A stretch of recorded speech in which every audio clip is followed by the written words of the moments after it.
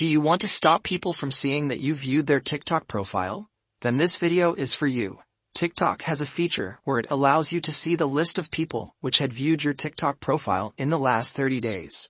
But the downside is, if you have the feature enabled, other people will be able to see if you view their TikTok profile as well. In order to prevent that, we want to open the App Store if you are an iPhone user, or the Google Play Store if you are on Android, and just make sure that you have the latest version of TikTok installed on your device. If it says update right here, just update TikTok and open it.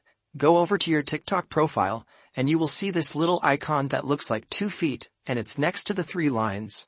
But if you have an older version of TikTok, the icon will look like an eye. Just tap on that, and it will get us to the profile view feature. As you can see, it's going to show me all of the accounts which viewed my profile in the last 30 days. But when I go over to someone else's profile, they will also be notified that I viewed their profile.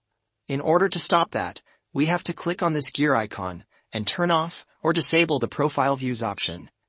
When this is off, other people won't be able to see if you viewed their TikTok profile or not.